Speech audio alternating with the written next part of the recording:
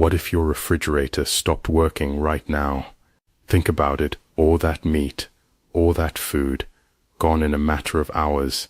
Terrifying, isn't it? But for millions of Americans in 2025, this isn't just a hypothetical nightmare. It's becoming reality. With rolling blackouts hitting 32 states last winter, food insecurity at an all-time high, and meat prices soaring 43% since last year, your ability to preserve food without electricity might soon be the difference between feeding your family and going hungry. While most of us panic at the thought of losing power for even a day, there's a community that's been thriving without refrigeration for centuries: the Amish. They've mastered what most of us have forgotten: the art of keeping meat fresh, flavorful, and safe without a single watt of electricity. I'm going to share with you 50 Amish techniques to preserve meat that could save your family during the next blackout, economic collapse, or supply chain failure. These aren't just survival tactics. They're forgotten wisdom that creates some of the most flavorful, nutrient-dense meat you'll ever taste. Last October, when Hurricane Marcus left parts of the eastern seaboard without power for 3 weeks, the Amish communities in Lancaster County didn't miss a single meal. Meanwhile, their English neighbors were standing in FEMA lines for hours. The difference? Knowledge. Ancient, practical knowledge that I'm about to share with you. 50. Dry salt curing. The cornerstone of Amish meat preservation is dry salt curing, a technique so effective it predates refrigeration by thousands of years. The Amish don't just sprinkle salt on their meat, they transform it into a preservation masterpiece. Here's how they do it. They take fresh cuts of meat, whether it's pork, beef, or venison, and completely coat them in a thick layer of salt, not the refined table salt you're thinking of, but coarse kosher or sea salt that draws out moisture like nothing else. The salt creates a hostile environment for bacteria. It's like setting up a force field around your meat that harmful microbes simply cannot penetrate. By pulling moisture out, it leaves nothing for bacteria to thrive on. My neighbor John tried this after the 2023 ice storm knocked out power to our neighborhood for 9 days. While everyone else was scrambling to save their food, he calmly pulled out sea salt and preserved 18 pounds of beef from his freezer. I was skeptical, he told me later, but that meat not only survived, it developed a flavor that my family now prefers to fresh cuts. But let me warn you, there's a critical mistake most beginners make: using too little salt. When the Amish cure meat, they don't hold back. Every inch needs coverage, and the salt needs to be packed on thick. If you see any pink or red showing through, you haven't used enough. Store your salt-cured meat in a cool, dry place, and it'll last months, not days. Imagine not having to worry about spoilage, even as your neighbors are throwing out hundreds of dollars of rotting food during the next emergency. 49. Smoke preservation. Now let's talk about smoking, not the quick backyard barbecue kind, but the deep, patient, Amish-style smoking that transforms meat into a preserved delicacy that can last for months. The Amish approach to smoking meat isn't just about flavor, it's about survival. Using low, steady heat and specific wood types, they create an environment that both dehydrates the meat and infuses it with natural preservatives found in wood smoke. The phenols and other compounds in wood smoke act as powerful antimicrobial agents. They literally coat the surface of the meat, preventing bacterial growth while adding that unmistakable smoky flavor that makes your mouth water just thinking about it. Sarah from Ohio discovered this technique after studying Amish methods for a university project. When her family's freezer failed last summer, she saved over $300 worth of meat by using old apple wood from their orchard. The hickory smoked bacon we made lasted 4 months in our cellar, she said, and it tasted far better than anything we'd ever bought from a store. But here's the crucial part the Amish know that most people miss: temperature control. Proper smoking happens between 160 to 180 degrees Fahrenheit, 71 to 82 degrees Celsius. Any hotter, and you're cooking the meat, not preserving it. any cooler, and you're not effectively killing bacteria. If you're trying this at home, please invest in a good thermometer. Food poisoning during a crisis is the last thing you need when hospitals are already overwhelmed. The Amish have generations of experience judging temperature by sight and feel, but for beginners, precision is essential. 48. Sugar curing. Moving beyond salt, the Amish have mastered another powerful preservation agent that might surprise you: sugar. This isn't just any sweetener. It's a powerful tool in their meat preservation arsenal. Sugar curing works alongside salt to create an environment where harmful bacteria simply cannot survive. The sugar draws out moisture while simultaneously infusing the meat with a complex sweetness that balances the intensity of salt. The Amish typically mix 1 part brown sugar with 3 parts salt, creating a cure that transforms ordinary pork into ham that can last months without refrigeration.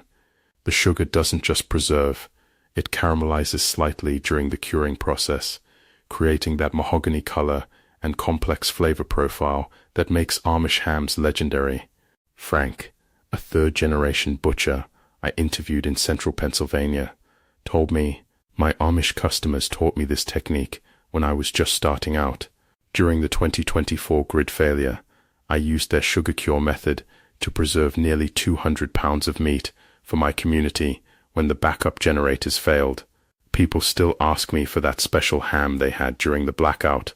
Here's what the Amish know that most modern butchers don't.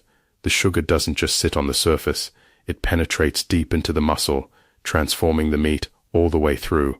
That's why they take their time, allowing weeks for the cure to work its magic." But a word of caution: sugar curing works best in cooler environments. If you're in a hot climate, you'll need to adjust your technique or risk spoilage. The Amish in warmer southern communities often save this method for fall and winter preservation. 47. Brine curing. While dry curing works wonders, the Amish have another liquid technique that might be even more accessible for beginners: brine curing. Brine curing involves submerging meat in a solution of salt, sometimes sugar, and water, creating a protective liquid that completely surrounds the meat. This method is particularly effective for poultry and smaller cuts that might dry out too much with dry salt curing. The science is fascinating. The salt water creates an isotonic environment that kills harmful bacteria while allowing the salt to penetrate evenly throughout the meat. It's like creating a protective moat around your food. Jennifer, a mother of 4 in rural Michigan, learned this technique from her Amish neighbors. "During last winter's 3-day power outage, I saved all our chicken using a simple brine. My kids actually asked why we couldn't have power outage chicken all the time. It was that good." The Amish approach to brining isn't a quick dip. They submerge meat for days or even weeks, allowing the salt to work through every fiber. The typical Amish brine is strong enough that a fresh egg will float in it, approximately a 20% salt solution. If you're trying this at home, remember that plastic containers are safer than metal, which can react with the salt, and always keep your brining meat in the coolest location possible: a cellar, outdoor shed in winter, or even buried in the north side of your property if you're truly in a grid-down situation. Safety warning: brine meat needs to stay submerged. Anything exposed to air can become a breeding ground for bacteria. The Amish often use a clean stone or plate to weigh down meat that wants to float. 46. Lard preservation. Moving deeper into Amish preservation wisdom, let's talk about a technique that might seem strange to modern sensibilities, but has kept meat safe for centuries: lard preservation. The Amish waste nothing from their animals, including fat, which they render down into lard. This pure white animal fat becomes a powerful tool for preservation when properly prepared. By completely submerging cooked meat in rendered lard, they create an airtight seal that prevents oxidation and keeps bacteria at bay. The process is deceptively simple, but incredibly effective. First, the meat is fully cooked, usually roasted or fried. Then, While still warm, it's packed into crocks or jars and covered completely with melted lard. As the lard cools, it creates an impenetrable barrier against air and microorganisms. Robert, a heritage farming advocate from Indiana, told me his story. When we had the ice storm of 2024, I used my grandmother's lard preservation method to save 15 chickens we had just butchered. 6 months later, we were still eating them, perfectly preserved and delicious. What makes this method so brilliant is that the lard itself is shelf-stable at cool temperatures. The Amish often store lard-preserved meat in their cellars where temperatures stay consistently cool but not freezing. The key insight from Amish practitioners: the meat must be completely covered, with no air pockets, and the lard must be properly rendered, heated long enough to remove all water content. Any moisture left in the lard can lead to spoilage.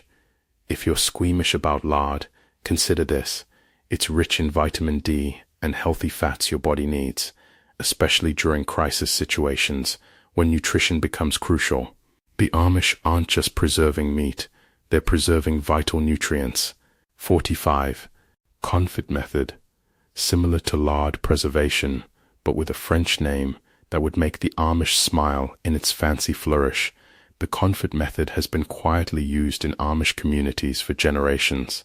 Confit involves slowly cooking meat in its own fat at low temperatures, then storing it completely submerged in that same fat. It's particularly effective for poultry, duck, and pork, transforming tough cuts into tender, flavorful meat that can be stored for months without refrigeration. The slow cooking process at temperatures between 200 to 250 degrees Fahrenheit, 93 to 121 degrees Celsius, breaks down tough connective tissues, while the fat creates an environment too hostile for bacteria. Once cooled and stored, the hardened fat creates an airtight seal that preserves the meat in a state of suspended animation. Michael, a chef who spent 3 years studying with an Amish family in Ohio, shared, after learning their confit technique, "I used it during California's extended power outages last year. My restaurant was the only one able to serve meat dishes for nearly 2 weeks. The flavor was so remarkable that we've added Amish confit to our regular menu." The Amish approach differs slightly from the French version. They often use a mixture of fats, including rendered fat from various animals, creating a flavor profile unique to each family's tradition. Safety note: properly made confit should be stored in a cool environment below 50 degrees Fahrenheit, 10 degrees Celsius, for long-term storage. The Amish typically keep these in root cellars, where temperature remains consistent. If you're in a warmer climate, this method may only give you weeks rather than months of preservation. 44. Fermentation.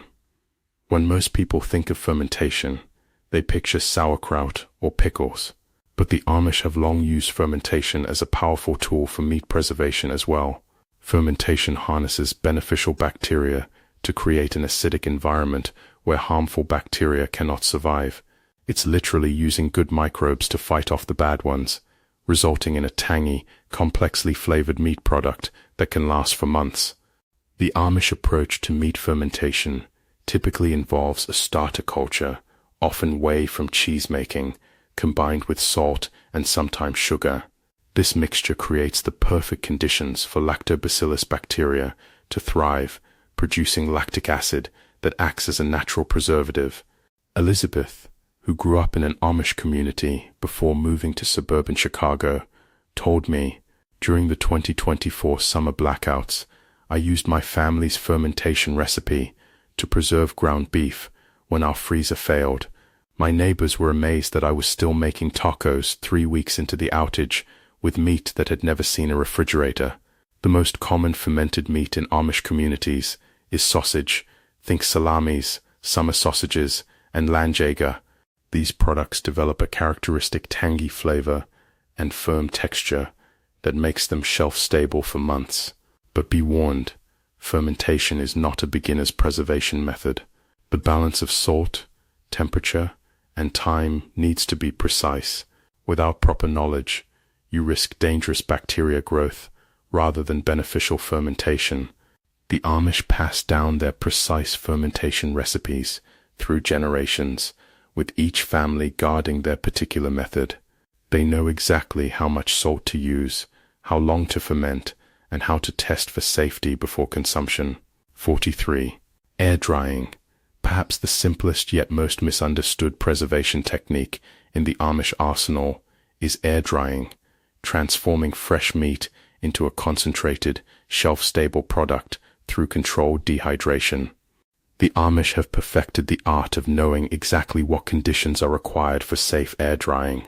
Unlike modern dehydrators that use electricity to create consistent heat, the Amish rely on natural airflow, temperature, and humidity control to slowly remove moisture from meat. This method works because bacteria need moisture to multiply. By reducing the water content of meat to below 20%, the Amish create an environment where harmful bacteria simply cannot thrive, allowing meat to be stored at room temperature for months or even years. James, a wilderness survival instructor, learned this technique from an Amish elder. During a 2-week teaching expedition, when our solar power failed, I used Amish air drying techniques to preserve our remaining meat. The students were initially skeptical, but by day 10, they were asking for seconds of the air-dried venison. The key difference in the Amish approach is patience. While modern dehydrators finish in hours, traditional Amish air drying can take weeks or even months, resulting in a more complex flavor development and more complete preservation. Weather matters tremendously in this process. The Amish carefully select days with low humidity and temperatures between 60 to 70 degrees Fahrenheit, 15 to 21 degrees Celsius, to begin their drying process. Too humid, and mold develops. Too hot, and the meat spoils before it dries. Safety warning: air-dried meat must reach a specific level of dryness to be safe. The Amish test this by bending a piece. Properly dried meat should crack but not break completely. If you're new to this method, start with thin cuts until you gain experience. 42. Corning. The term corned beef might bring to mind St. Patrick's Day celebrations, but in Amish communities, corning is a serious preservation technique that extends far beyond an annual holiday meal. Corning involves curing meat in a salt brine with large corns, kernels of rock salt, often mixed with sugar and spices. This method creates an environment too salty for bacteria to survive, while infusing the meat with remarkable flavor. Unlike basic brining, corning typically includes nitrates, historically from saltpeter, now often from celery juice in Amish communities, that give the meat its characteristic pink color and provide additional protection against botulism, a critical safety factor in meat preservation. David, a heritage foodways researcher, told me, "I studied Amish corning techniques for years before the grid failures of 2024. When my community lost power for 11 days, I taught neighbors how to corn their defrosting meat. We not only saved thousands of dollars of food, but created a neighborhood tradition that continues even with the power restored." What makes the Amish approach to corning distinct is their patient timeline. While commercial corned beef might cure for just a few days, Amish families often corn their beef, venison, or even poultry for weeks, allowing the cure to penetrate completely and develop complex flavors. The corning solution typically contains a carefully balanced blend of salt, sugar, spices like bay leaves and peppercorns, and sometimes herbs unique to each family. This solution needs to be strong enough that a potato will float in it, approximately a 20% salt concentration. Important safety note: corned meat isn't fully preserved unless it's also dried or smoked after the corning process. The Amish know this and typically follow corning with another preservation method for long-term storage. Potting. One of the more unusual meat preservation techniques in the Amish toolkit is potting, a method that involves cooking meat until extremely tender, shredding or chopping it, and then packing it tightly in crocks sealed with a layer of fat. This method, dating back centuries in European tradition, creates a nearly anaerobic environment that prevents spoilage while concentrating flavors into a rich spreadable preserve that can last for months without refrigeration. The magic happens in the precise preparation. Meat is simmered until it falls apart, then finely shredded and packed so tightly that all air pockets are eliminated. The Amish typically season this meat with salt, pepper, and herbs from their gardens, creating signature family recipes passed down through generations. Martha, who learned this technique from her Amish grandmother, told me, during last year's 3-week power outage after the flood, I potted all our thawing meat. We ate potted pork and beef on homemade bread for the entire emergency. My kids now ask for emergency meat spread as a treat. The key to successful potting lies in the fat seal. After packing the meat tightly, the Amish pour a thick layer of clarified butter or lard over the top, creating an airtight barrier that prevents oxidation and bacterial growth. This fat cap must remain intact until use. Any break in the seal can introduce contaminants. For storage, the Amish keep these potted meats in cool, dark root cellars, where temperatures remain consistent. Under such conditions, properly potted meat can remain safe and delicious for 3 to 6 months, an incredible insurance policy against food shortages. Safety warning: because potted meat is cooked and consumed without reheating, absolute cleanliness during preparation is essential. The Amish are meticulous about sterilizing their crocks with boiling water before use. 40. Jerky making. While most Americans think of jerky as a commercial snack food, the Amish approach it as a serious preservation method capable of keeping meat edible for years without refrigeration. Jerky, from the Quechua word charqui, meaning dried meat, is one of humanity's oldest preservation techniques. The Amish have refined this method, creating thin strips of seasoned meat, dried to the perfect consistency, tough enough to resist bacteria, but tender enough to enjoy. Unlike commercial jerky with its chemical preservatives, Amish jerky relies solely on salt, smoke, and dehydration to create a shelf-stable product. By reducing the moisture content to below 20%, they create an environment where harmful bacteria cannot multiply. Thomas, a rancher from Montana, studied Amish jerky techniques after losing thousands of dollars of meat during an extended power outage. Now I convert at least 25% of each animal into jerky as insurance, he told me. During last winter's blizzard, when power was out for 9 days, my family had plenty to eat, while neighbors were struggling. The Amish approach to jerky involves several key differences from modern methods. They cut their meat with the grain rather than against it, creating a chewier, longer-lasting product. They also typically use a 2-stage drying process, first in smoke to kill surface bacteria, then in clean, moving air to complete the dehydration. The seasonings vary by family tradition, but typically include salt as the primary preservative, along with black pepper, brown sugar, and sometimes dried herbs.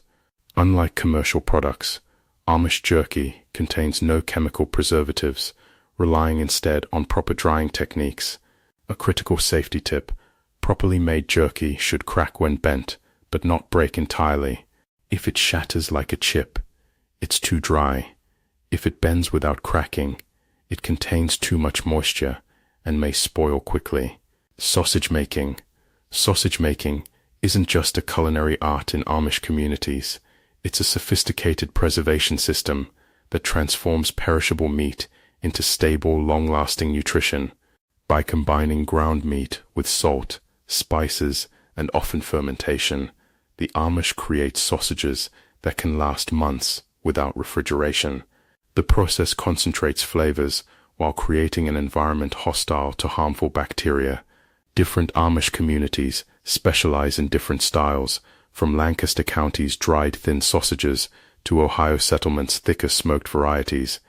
All share the fundamental preservation principles: controlled salt levels, proper acidification, either through fermentation or added ingredients like vinegar, and careful moisture control.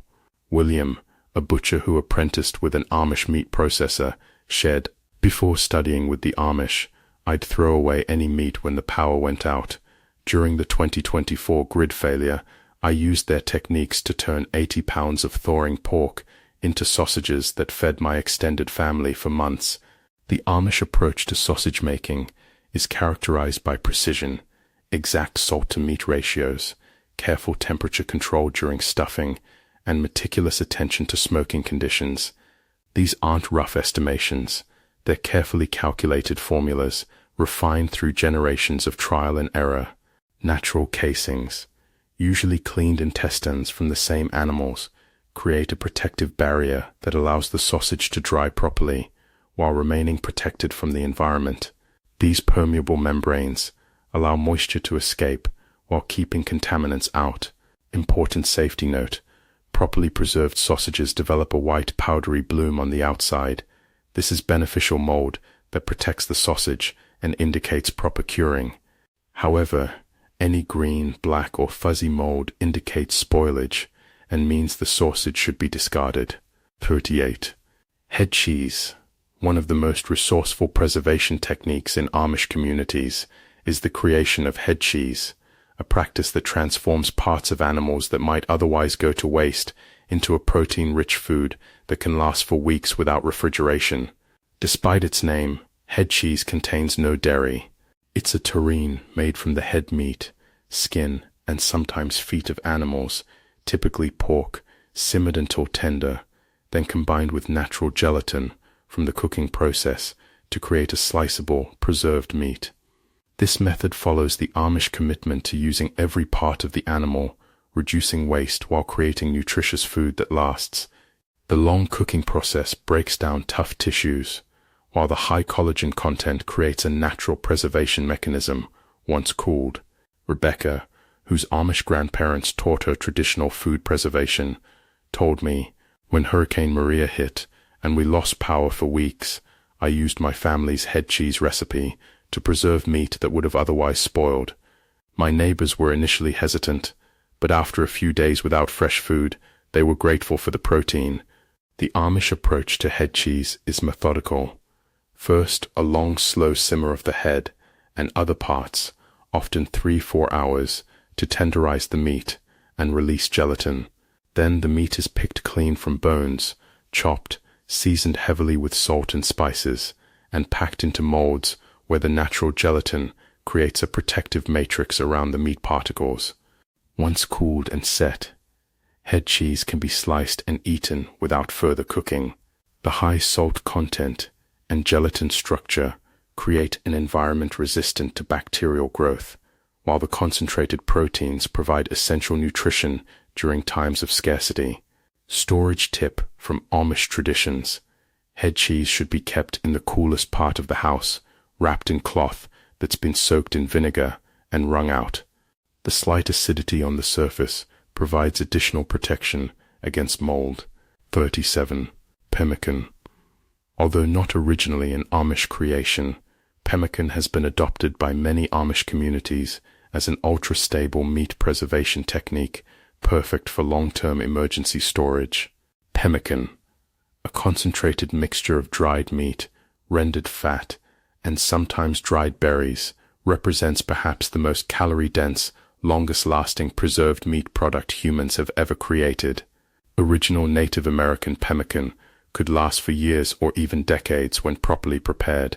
The Amish version typically uses beef or venison, dried completely and pounded into powder, then mixed with rendered suet and sometimes dried fruits for additional nutrition and flavor. The resulting mixture is pressed into cakes or bars that resist spoilage through their extremely low moisture content and protective fat coating. Gregory, an emergency preparedness consultant, learned pemmican making from an Amish elder. During the 2023 wildfires, when our community was evacuated for 3 weeks, my pemmican supply was the only shelf-stable protein many families had access to. It's now a standard part of my teaching curriculum. What makes the Amish approach to pemmican distinctive is their emphasis on quality fat. They select only the hardest, most stable fats, usually kidney fat or suet, and render it carefully to remove all impurities and moisture. This creates a protective matrix that seals dried meat particles away from oxygen exposure. The meat-to-fat ratio is critical, typically 1:1 by weight, creating a product that provides both protein and essential fats needed for survival. Some Amish families add dried service berries, cranberries, or cherries, which contribute both flavor and vitamin C. Storage tip: Amish pemmican makers wrap their finished product in clean cloth, then dip the entire package in melted fat to create an additional protective seal. Stored in a cool, dark place, this pemmican can remain nutritious and safe for years, a true forever food. 36. Cold smoking: the Amish distinction between hot smoking, which cooks meat, and cold smoking, which preserves it, represents one of their most sophisticated preservation techniques, a method that requires patience, precision, and deep understanding of smoke behavior. Cold smoking involves exposing meat to smoke temperatures between 68 to 86 degrees Fahrenheit, 20 to 30 degrees Celsius, much lower than cooking temperatures. This slow process, sometimes continuing for days or even weeks, gradually dehydrates meat, while infusing it with phenols and other compounds that prevent bacterial growth. Unlike hot smoking, which creates ready-to-eat products, cold smoking is just the first step in a preservation process that usually includes drying or aging. The result is meat that can be stored for months without refrigeration. James, a heritage food preserver in Maine, shared, "I learned cold smoking from an Amish neighbor after our fourth extended winter power outage. Now I cold smoke and hang meat every fall as insurance against outages. Last winter, when we lost power for 17 days, that meat was the difference between comfort and crisis." The Amish approach to cold smoking is characterized by extreme attention to smoke quality and temperature control. They select specific hardwoods, often hickory, apple, or cherry, chosen for both their preservation properties and flavor contributions. The smoking chambers are typically located far from the actual fire, connected by long pipes that allow the smoke to cool before reaching the meat. Time is a crucial factor in cold smoking. While modern consumers might consider a few hours sufficient, the Amish often smoke their meats for days, sometimes up to 2 weeks for larger hams, allowing the smoke compounds to penetrate completely through the meat, rather than creating just a surface treatment. Safety note: cold smoking, because it operates in the danger zone temperature for bacteria, must begin with properly cured meat. The Amish always heavily salt or brine meat before cold smoking to provide an initial layer of protection against spoilage during the smoking process. 35. Dry aging. While modern consumers might associate dry aging with expensive steakhouse beef, in Amish communities, it's a practical preservation technique that transforms fresh meat into a product that can last for months without refrigeration.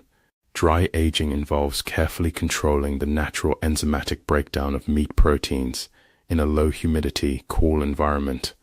As the meat's outer surface dries, it creates a protective layer that shields the interior from bacterial contamination while allowing beneficial enzymes to tenderize and develop complex flavors. The Amish approach to dry aging differs significantly from commercial methods. Rather than focusing solely on tenderness and flavor development, they balance these qualities with preservation needs, creating a product that remains safe far longer than fresh meat. Catherine, who studied traditional food preservation, told me, "After learning Amish dry aging techniques, I was able to preserve a quarter cow when our rural community lost power for 3 weeks during winter storms. The flavor was so superior to fresh meat that we now dry age all our beef, power outage or not." The key to Amish success with this method lies in their careful attention to environmental conditions. They typically age meat in specially designed rooms or outbuildings where temperature stays between 34 to 38 degrees Fahrenheit, 1 to 3 degrees Celsius, with humidity around 80%, conditions that allow for proper drying without excessive moisture loss. Unlike commercial operations that might dry age for just 28-45 days, Amish families sometimes age certain cuts for months, particularly in winter, when natural temperatures provide perfect conditions. This extended aging creates intensely flavored meat that can be stored for extended periods. Critical safety insight. Properly dry-aged meat develops a hard, dark exterior crust that must be trimmed before cooking. This exterior, while unappetizing in appearance, is actually a sign of successful preservation. If the exterior shows any signs of slime or unusual colors, the meat should be discarded. Pressure canning. While not originally an Amish technique, pressure canning has been embraced by many Amish communities as an effective way to preserve meat for long-term storage without electricity. Using specialized equipment and precise methods, they create shelf-stable jars of meat that can last for years. Unlike water bath canning, which is unsafe for meat, pressure canning reaches temperatures of 240 degrees Fahrenheit, 116 degrees Celsius, high enough to kill botulism spores, the most dangerous risk in meat preservation. The process creates a vacuum-sealed environment where properly processed meat remains safe and nutritious. The Amish approach to pressure canning is characterized by meticulous attention to cleanliness, processing times, and temperature control. Using propane or wood-fired heat sources rather than electricity, they maintain these precise conditions throughout the canning process. Robert, a rural emergency manager, shared this experience. After studying Amish canning methods, I organized community workshops in our frequently storm-affected area. During the 24 derecho, when power was out for 26 days, families with pressure-canned meat were able to feed not just themselves but neighbors as well. What makes Amish pressure canning distinctive is their preparation of the meat. Rather than simply packing raw meat, as modern recipes might suggest, they often pre-cook it using traditional methods, smoking, roasting, or simmering with herbs and spices, creating complex flavors that commercial canned meats can't match. The Amish typically canned meat in quart jars, a size perfect for feeding a family, and process them for the full USDA recommended times, usually 90 minutes for most meats. This long processing ensures complete sterilization, while also tenderizing tougher cuts into fall-apart texture. Critical safety warning. Pressure canning requires precise pressure levels based on your altitude. The Amish are keenly aware of this and adjust their methods accordingly. Improper pressure can result in underprocessed meat that harbors dangerous bacteria. 33. Cured and hung whole mussels. One of the most impressive preservation methods in the Amish repertoire is the curing and hanging of whole mussel cuts, transforming fresh meat into prosciutto-like products that can hang at room temperature for months or even years. This technique involves rubbing whole mussels, typically legs, loins, or shoulders, with a precise mixture of salt, sugar, and sometimes nitrates, then hanging them to dry slowly in controlled conditions. Over time, the meat develops a concentrated flavor while becoming shelf-stable through moisture reduction. Unlike many preservation methods that change meat's texture dramatically, this approach maintains the integrity of the mussel, allowing it to be sliced thin and eaten without cooking, a valuable trait during extended power outages. Michael, a small-scale farmer who studied with Amish meat preservers, told me, after the 2024 ice storms, when we lost power for nearly a month, my cured pork loin was the only unrefrigerated meat that was safe to eat in our entire county. We sliced it paper thin, and it fed our family for weeks. The Amish approach is characterized by patience.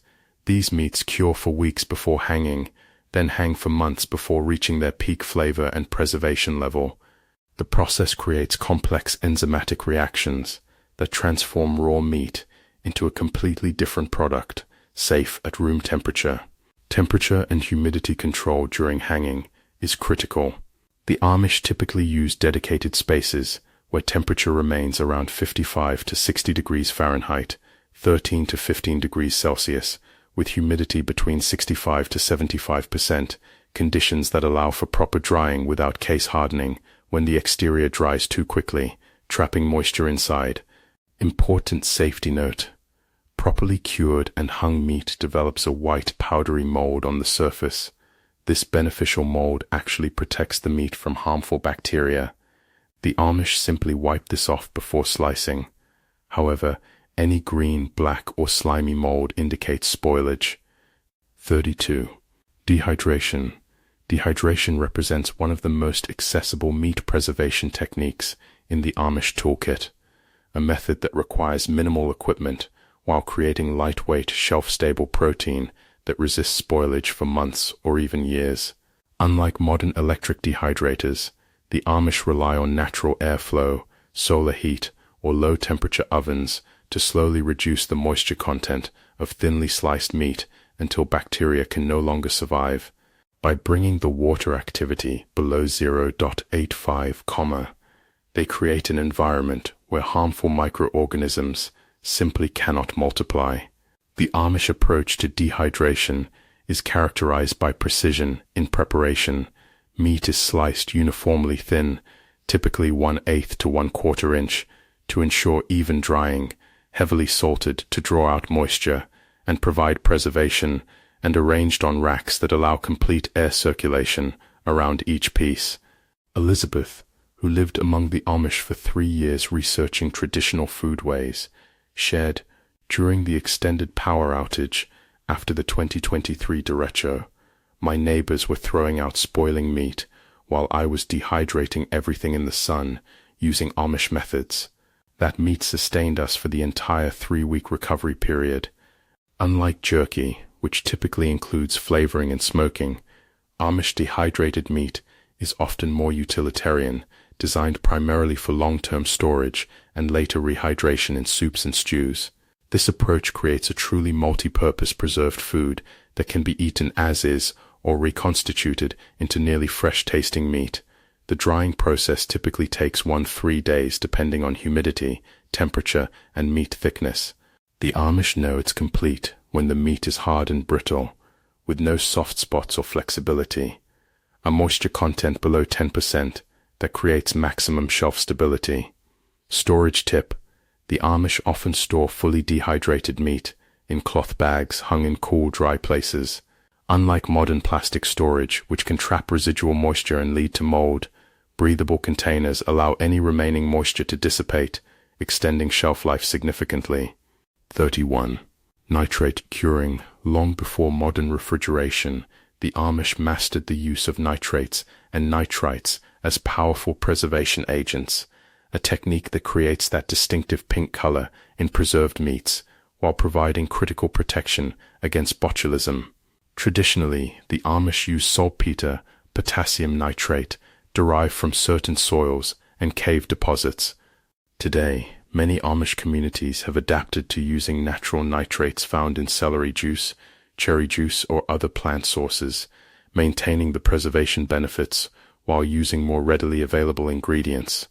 Nitrate curing works by converting to nitrite in the meat, which then forms nitric oxide that binds with myoglobin in the meat.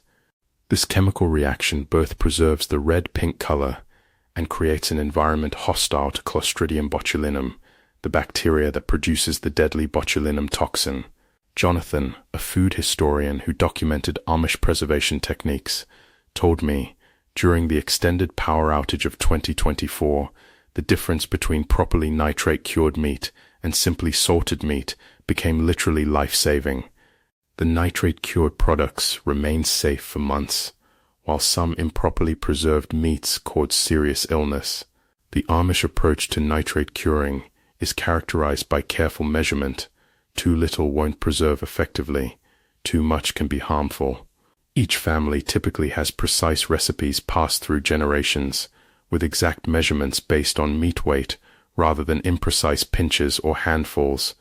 This technique is particularly important for meats that will be smoked at low temperatures, where botulism spores could otherwise survive and produce toxins. The combination of nitrates, salt, and smoke creates multiple hurdles that harmful bacteria cannot overcome.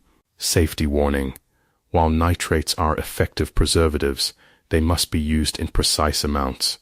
The Amish carefully measure these ingredients, typically using about 1 teaspoon, 6 grams of saltpeter per 5 pounds, 2.3 kilograms of meat, enough to preserve without reaching harmful levels. Pâté and rillettes. The Amish have adapted traditional European meat preservation techniques like pâtés and rillettes into practical methods for extending meat's usable life without refrigeration. These preparations involve cooking meat with fat, typically until very tender, then shredding or grinding it finely, and packing it into containers sealed with a protective layer of fat. The high fat content, thorough cooking, and airtight seal work together to create a preservation system effective for weeks or even months. In the Amish approach, these aren't fancy appetizers but serious preservation strategies. By transforming perishable organ meats and trimmings into stable, spreadable products, they maximize every part of the animal while creating ready-to-eat protein sources for later use. Samuel, who studied with an Amish butcher for 2 years, shared, "When our community faced extended power outages after the floods, the rillettes preparation we had learned saved pounds of meat that would have spoiled. We ate well for weeks while others struggled with food shortages." The key to the Amish version of these preparations is the rigorous removal of air pockets and thorough fat sealing. After filling containers with the meat mixture, they press it firmly to eliminate any air, then pour a half-inch layer of clarified fat over the top, creating an anaerobic environment where harmful bacteria cannot multiply. These preparations are typically heavily seasoned with salt, pepper, and herbs, not just for flavor, but as additional preservation measures. The salt content is particularly important, creating an environment too hostile for most bacteria to survive. Storage insight.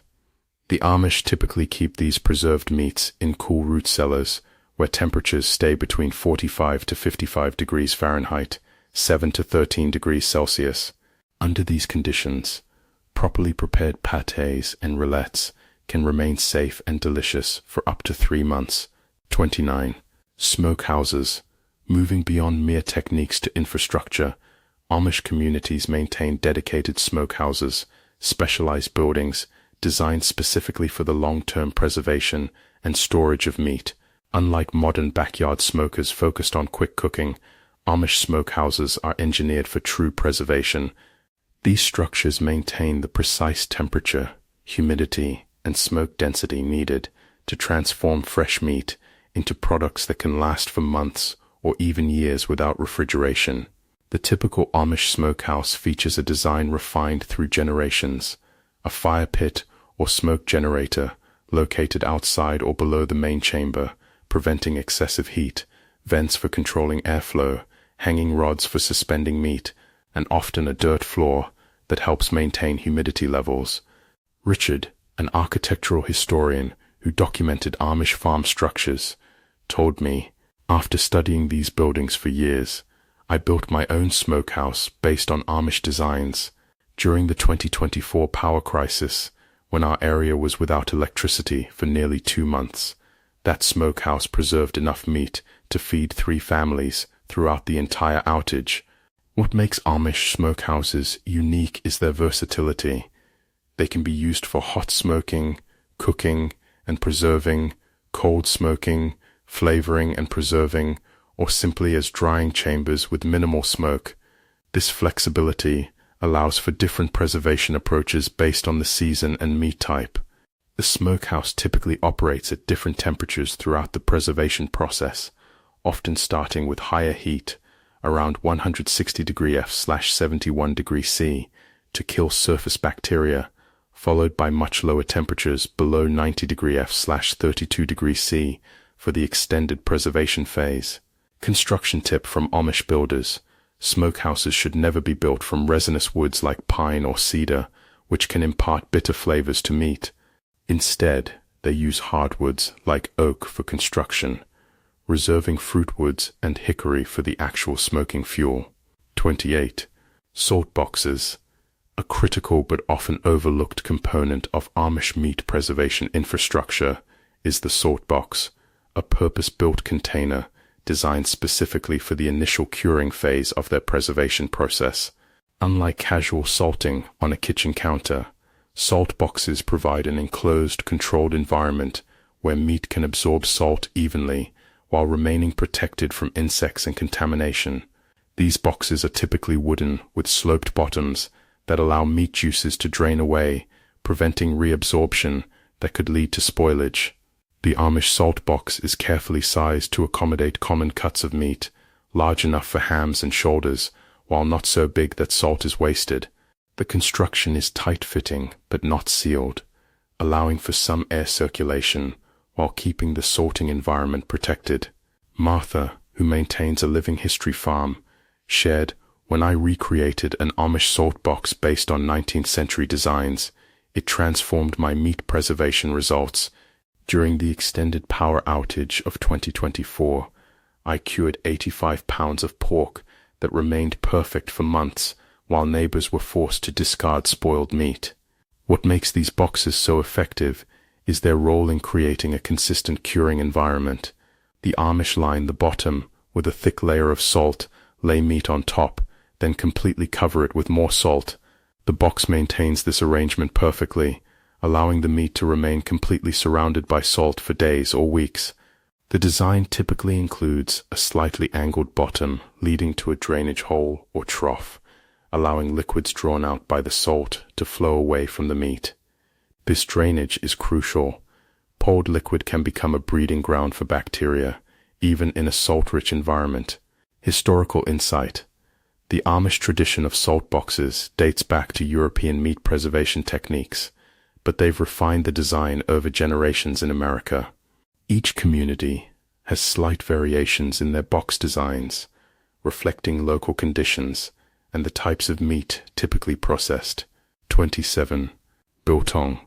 Though originating in South Africa, biltong making has been adopted by many Amish communities as an effective meat preservation technique particularly suited to their lifestyle, requiring no electricity while creating a protein-rich food that remains stable for months. Similar to jerky, but with key differences, biltong involves curing large strips of meat with salt, vinegar, and spices, then air-drying them until they reach the perfect preservation level. The result is a remarkably tender dried meat with complex flavor development and exceptional shelf stability. The Amish approach to biltong focuses on simplicity and effectiveness. They typically use apple cider vinegar, often homemade, as the acidic component, combined with coarse salt and a minimal spice blend, usually black pepper, coriander, and sometimes brown sugar.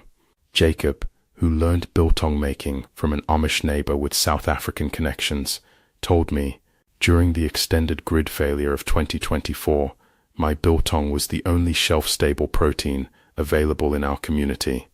We shared it with neighbors who were struggling with food shortages, and many have since adopted the technique themselves." What distinguishes biltong from other dried meat preparations is the crucial vinegar stage. Meat is soaked in or rubbed with vinegar before the salt cure is applied. This acidification creates an additional preservation hurdle that harmful bacteria cannot overcome, while also tenderizing the meat and contributing to its distinctive flavor profile. The drying process is also unique. While jerky is typically dried quickly at higher temperatures, biltong dries slowly at cool temperatures, ideally 68-77 degree F/20-25 degree C, for much longer, often 3-7 days, depending on thickness and desired texture. This slow drying allows for enzyme activity that contributes to both tenderness and flavor development. Storage tip from Amish practitioners. Properly dried biltong should be stored in paper bags or cloth sacks, never plastic. The breathable containers allow any residual moisture to escape, preventing the mold growth that can occur in sealed containers. Meat crocks.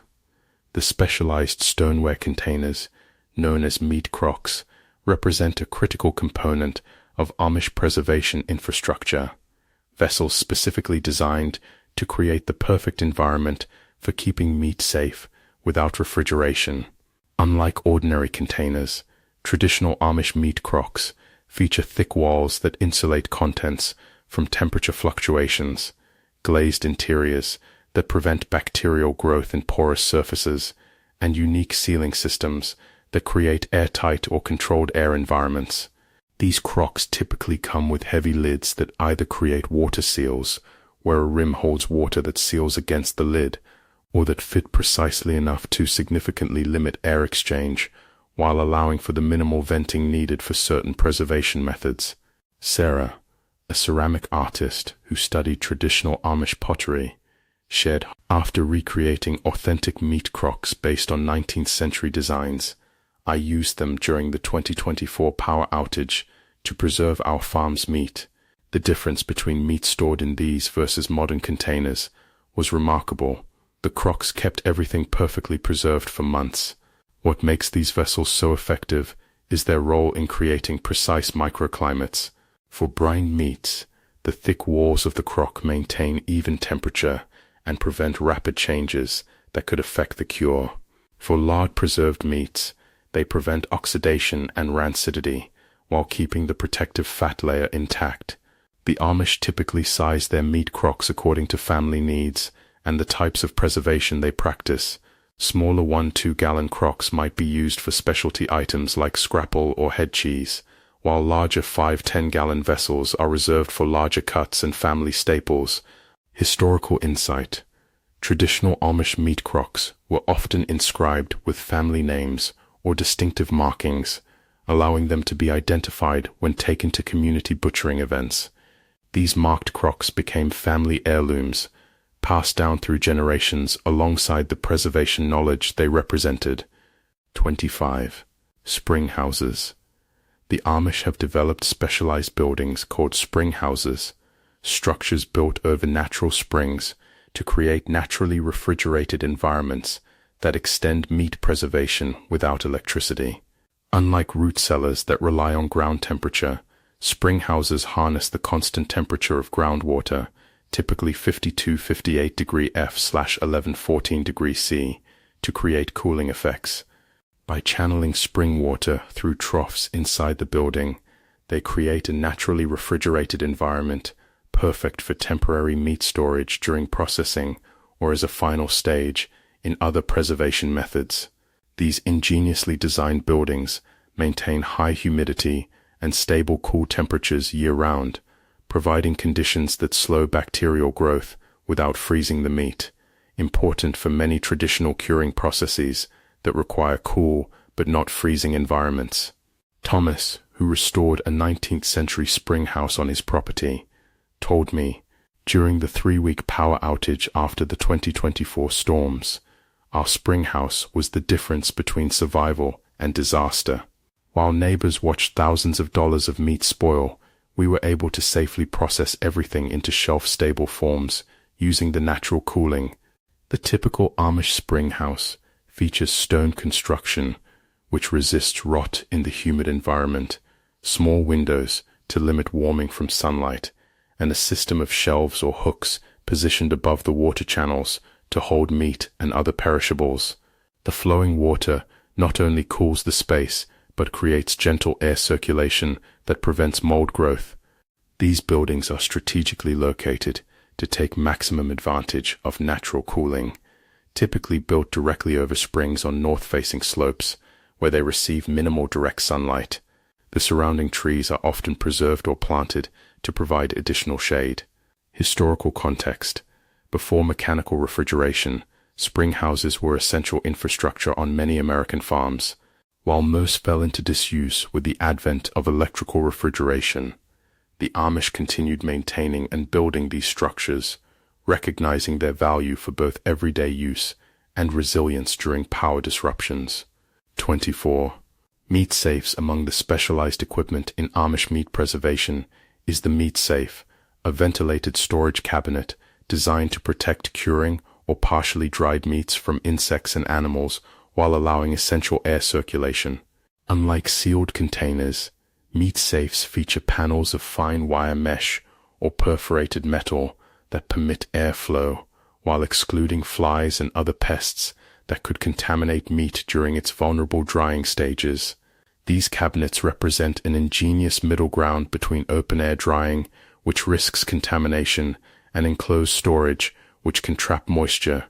The typical Amish meat safe features a wooden frame with mesh panels, multiple shelves for different products, and often a system of hooks for hanging items that need to drip as they cure. The entire structure may be suspended from rafters or mounted on legs with ant-proof caps to prevent crawling insects from accessing the contents. Jennifer, who documented traditional Amish equipment for a museum, shared, "I built a reproduction meat safe based on Amish designs before the extended power outage of 2024. That simple cabinet allowed me to safely dry and store over 60 pounds of meat that would have otherwise spoiled, feeding my family for weeks while grocery stores remained closed." What makes these cabinets so effective is their role in creating the perfect drying environment. The mesh panels allow for constant air movement around the meat, essential for proper moisture removal, while the enclosed design protects from dust, insects, and larger pests like mice or birds. The Amish typically locate these safes in breezeways, porches, or other semi-protected areas where air circulation is good, but direct sunlight and rain are limited. In warmer months, they often move the safes to cooler locations, like cellars or north-facing outbuildings, to prevent the meat from drying too quickly. Construction insight. Traditional Amish meat safes often feature decorative patterns in their meshwork, not just for aesthetics, but to create smaller openings that exclude even tiny insects while maintaining adequate ventilation. These patterns became distinctive family or community signatures in their designs. 23. Vinegar pickling. Moving beyond simple vinegar brining, the Amish have developed sophisticated mixed pickling methods that transform perishable meats into preserved delicacies that can last for months without refrigeration. Unlike quick pickles familiar to modern cooks, Amish meat pickling is a true preservation technique, creating high-acid environments where harmful bacteria cannot survive while developing complex flavors through carefully balanced spice blends and extended aging. The typical Amish approach involves first cooking the meat, often smaller pieces or organ meats, then submerging it in a mixture of vinegar, salt, sugar, and spices, specifically formulated to both preserve and enhance the particular meat being processed. The acidity of the vinegar, typically 5% acetic acid or higher, creates an environment too hostile for dangerous bacteria. Margaret, who studied traditional Amish foodways, told me, during the 2024 infrastructure collapse when refrigeration was unavailable for weeks, I used Amish pickling methods to preserve several chickens. The resulting meat not only remained safe, but developed flavors far superior to fresh meat, a silver lining to an otherwise difficult situation. What distinguishes Amish meat pickling is the patience involved. These aren't quick preparations, but long-term investments. The meat typically stays in its pickling solution for weeks before being consumed, with many families maintaining perpetual pickle crocks, where new meat replaces what's eaten, allowing flavors to continue developing over months or even years. The spice blends vary by community and family tradition, but typically include antimicrobial ingredients like mustard seed, cloves, and allspice, alongside flavor enhancers like bay leaves, peppercorns, and dill. These spices contribute both taste and additional preservation properties to the finished product. Safety insight. The Amish are meticulous about vinegar strength in these preparations. They often test acidity by floating a fresh egg in the solution. A properly acidified pickling liquid will cause the egg to float at a specific level, indicating sufficient strength for safe preservation. 22. Rendered fat sealing. One of the simplest yet most effective Amish meat preservation techniques involves using rendered animal fat as a physical barrier between meat and the air that carries spoilage organisms. The Amish have perfected the art of creating what amounts to biological Tupperware, pouring a thick layer of clarified fat over cooked meats to create an airtight seal that prevents oxidation and bacterial contamination. This technique transforms perishable cooked meat into a stable product that can last for weeks or even months without refrigeration. Unlike other preservation methods that require specific cuts or preparation, fat sealing is remarkably versatile. It works with virtually any cooked meat, from whole pieces to shredded or ground preparations. This adaptability makes it an essential emergency technique when refrigeration fails. Robert, a rural emergency management specialist, shared this experience. After studying Amish preservation methods, I taught fat sealing to communities in hurricane-prone areas. During the extended power outage following Hurricane Marcus in 2024, this technique saved thousands of pounds of meat that would have otherwise been lost. The key to successful fat sealing lies in creating completely clarified fat with no moisture content. The Amish typically render suet, kidney fat, or lard slowly over low heat, removing all impurities and water content that could harbor bacteria. This purified fat creates a solid, stable seal when cooled. The process is straightforward, but requires attention to detail. Cooked, seasoned meat, typically well sorted, is packed tightly into clean crocks or jars, then covered with melted fat that's hot enough to flow freely, but not so hot it cooks the meat further.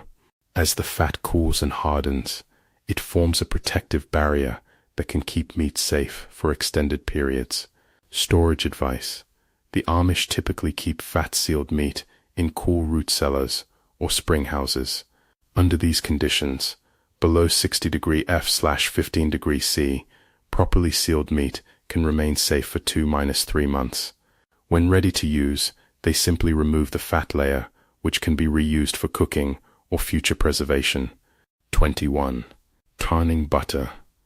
While not strictly a meat preservation technique, the Amish method of canning butter represents a crucial supporting preservation skill, ensuring that rendered animal fats used in many meat preservation techniques remain stable without refrigeration. This technique involves clarifying butter to remove water content and milk solids, then processing it in sterile jars to create a shelf-stable fat that remains usable for years.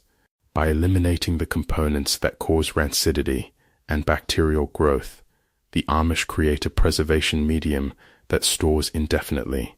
The preserved butter serves dual purposes in their meat preservation system, both as a cooking medium for meat preparation and as a sealing agent for techniques like potting or confit. Having shelf-stable fats readily available makes other preservation methods possible, even during extended power outages. Sarah, a homesteader who studied with an Amish family, told me, "Before the 2024 grid failure, I had canned 20 pounds of butter using their methods. That stored fat became invaluable when we lost power for weeks. It allowed us to properly seal and preserve all the meat that would have otherwise spoiled in our freezer." The Amish approach to butter canning differs from modern methods in its simplicity and effectiveness. Rather than water bath or pressure canning, they rely on careful clarification and sterile technique. The butter is heated to 250 to 260 degrees Fahrenheit, 121 to 127 degrees Celsius, held at temperature to eliminate water, then carefully filtered and packed in sterilized jars while still hot. What makes this technique so valuable in their preservation toolkit is its longevity. Properly canned butter can remain shelf-stable for 3–5 years when stored in a cool, dark place. This extended storage capability ensures that essential preservation fats are always available, regardless of seasonal availability or power status. Safety note: while the USDA doesn't officially recommend home butter canning, the Amish have safely practiced this method for generations. Their success relies on absolute cleanliness, proper clarification, removing all water content, and storing in appropriate cool conditions. 20. Spice preservation beyond the basic salt and smoke approaches. The Amish have developed sophisticated spice-based preservation systems that harness the natural antimicrobial properties of certain herbs and spices to extend meat's shelf life without refrigeration. This method relies on the fact that many common spices contain powerful natural compounds that inhibit bacterial growth. Cloves, allspice, cinnamon, thyme, and oregano all contain natural preservatives that, when used in sufficient concentration, create environments hostile to spoilage organisms. The Amish approach typically combines these spices with salt in precise ratios, creating rubs that both flavor and protect meat during the critical initial preservation phase. These spice blends are family treasures, recipes passed down through generations, with each family guarding their particular combination. Michael, a food scientist who studied traditional preservation techniques, shared, "During the extended power outage of 2024, I used an Amish spice preservation recipe on several chickens. The antimicrobial properties of the thyme and allspice in the mixture kept the meat safe for weeks longer than would have otherwise been possible." What makes these spice preparations particularly effective is their layered approach to preservation. The salt provides primary protection by reducing water activity, while the essential oils in the spices create secondary barriers against specific types of bacteria and fungi. Together, they create a preservation system greater than the sum of its parts. The application is critical. The Amish don't just sprinkle these spices on, they thoroughly massage them into the meat, focusing on vulnerable areas like joints and crevices where bacteria might find protection. The meat is then wrapped tightly in cloth or paper and stored in cool, dark conditions to maximize the preservative effects. Research insight. Modern science has confirmed what the Amish have known through observation. Many traditional preservation spices contain powerful compounds like eugenol in cloves, thymol in thyme, and cinnamaldehyde in cinnamon that have documented antimicrobial properties against common food pathogens. 19. Ash preservation. One of the more unusual Amish meat preservation techniques involves the use of wood ash, a highly alkaline substance that creates an environment where harmful bacteria cannot survive. This ancient method predates salt as a preservation agent in many cultures.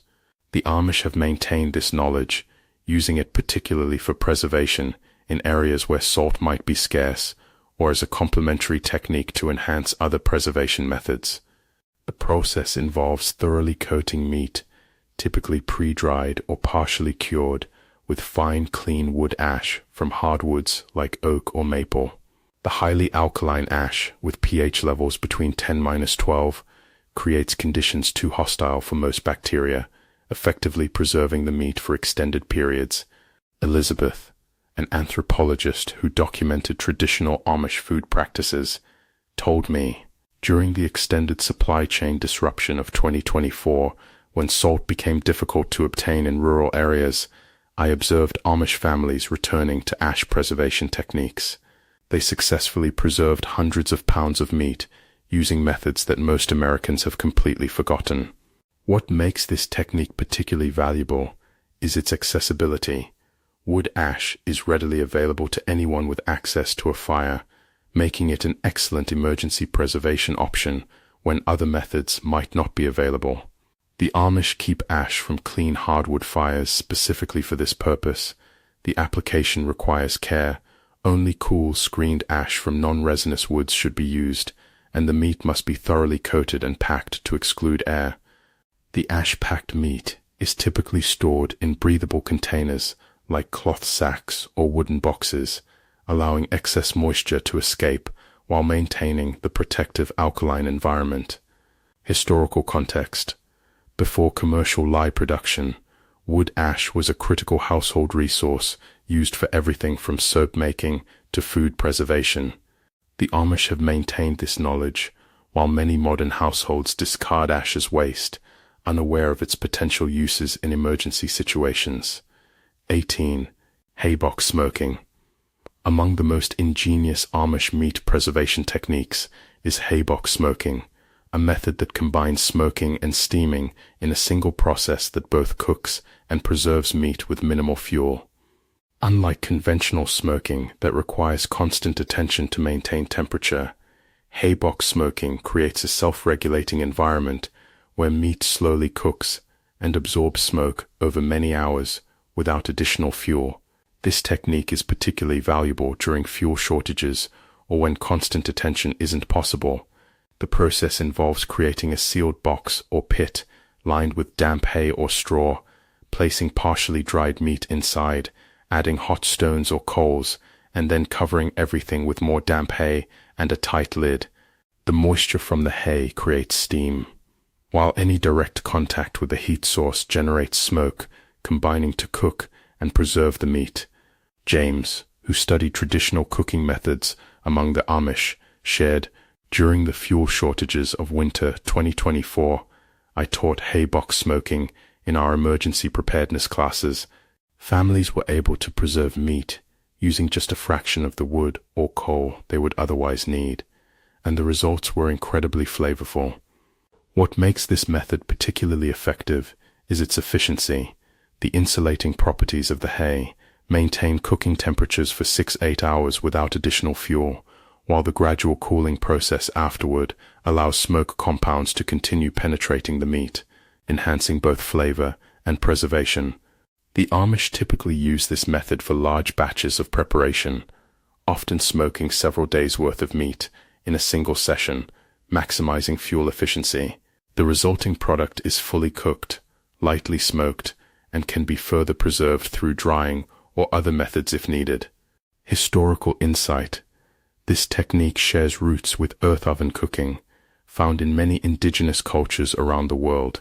The Amish adapted these methods to their needs, creating a system that maximizes resource efficiency while producing consistently excellent results, a perfect example of their practical approach to food preservation.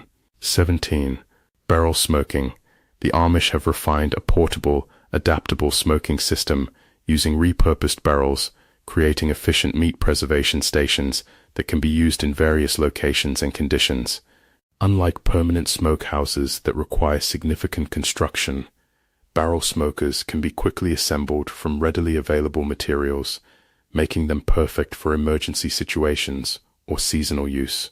These improvised smokers nonetheless create the controlled conditions necessary for proper meat preservation. The typical Amish barrel smoker consists of a metal barrel positioned vertically, with a fire chamber at the bottom, smoking racks in the middle, and a chimney or vent at the top. By controlling airflow through adjustable openings, they create precise smoking conditions that preserve meat effectively while using minimal fuel. William, who documented Amish disaster resilience, told me, after the 2024 derecho, when many communities were without power for weeks, I witnessed Amish families quickly setting up barrel smokers to preserve meat that would otherwise spoil. Within 2 days, they had processed hundreds of pounds of meat into shelf-stable forms.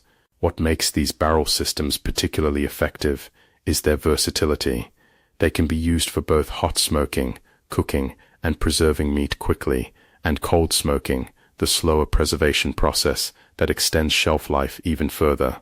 By adjusting the fire size and distance from the meat, the Amish create the exact conditions needed for each type of preservation.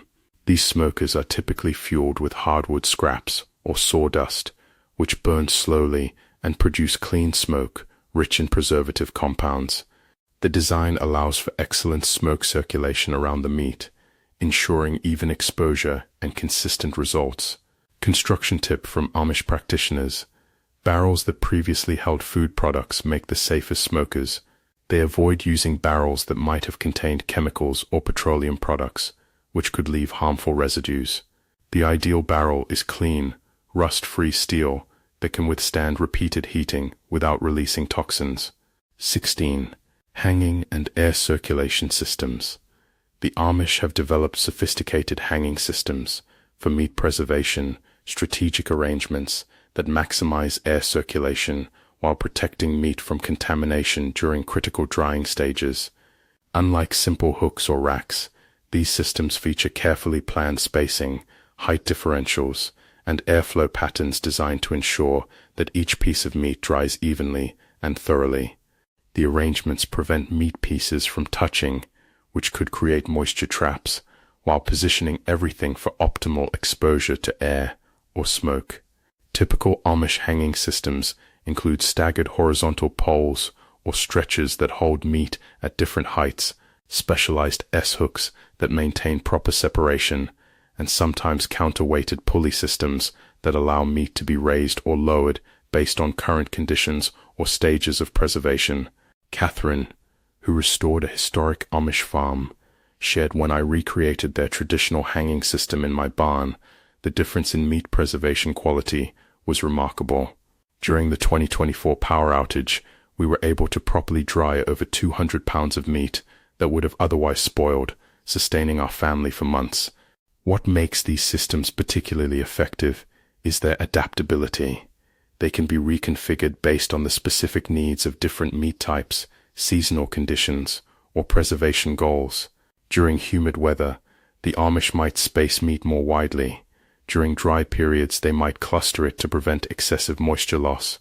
Many of these hanging arrangements incorporate protection mechanisms against pests, conical metal guards that prevent mice or insects from accessing the hanging meat, or specialized hooks with built-in barriers that block crawling creatures without impeding air circulation. Historical context. These hanging systems represent generations of observational learning and adaptation.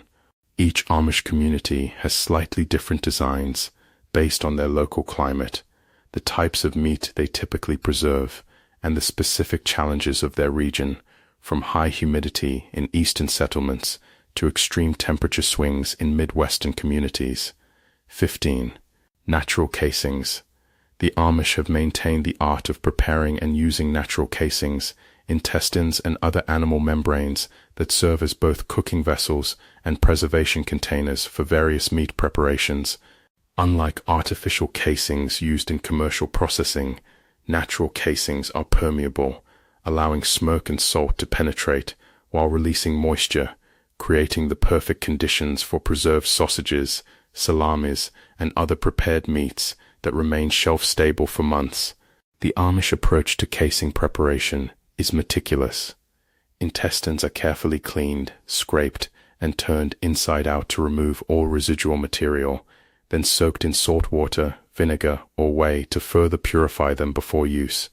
This labor-intensive process creates casings that are both safe and effective preservation tools. Samuel, a traditional butcher who studied with an Amish master, told me, during the extended power outage of 2024, the difference between properly cased sausages and those in artificial casings was dramatic. The natural casings allowed the sausages to continue drying and curing, while the artificial ones trapped moisture and spoiled within days. What makes natural casings so effective for preservation is their biological structure. The multiple layers of intestinal tissue create selective barriers that allow water molecules to escape while preventing larger oxygen molecules from entering too quickly. This controlled permeability creates the perfect drying environment.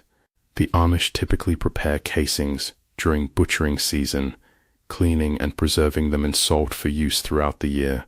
They carefully match casing types to specific preparations, using larger beef casings for storage sausages, medium pork casings for smoking, and narrow sheep casings for fresh sausages. Historical insight. Before the advent of refrigeration and artificial food containers, mastery of natural casing preparation was essential knowledge in every rural household. The Amish have maintained this skill while most Americans have lost it entirely, creating a critical gap in emergency food preservation knowledge. 14. Bundling and wrapping techniques.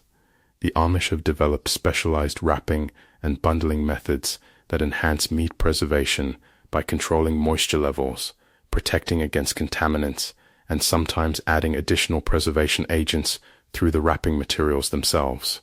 Unlike modern plastic wrap that traps moisture and accelerates spoilage in unrefrigerated conditions, traditional Amish wrappings are breathable materials that work with other preservation methods to create stable storage environments. These include cloth soaked in vinegar, butcher paper treated with salt solutions, and even natural leaves with antimicrobial properties. The wrapping techniques vary by meat type and preservation stage. Tightly bound bundles for meat still in the curing process, looser breathable wraps for items in drying stages, and specialized interleaved arrangements that prevent preserved pieces from sticking together during storage.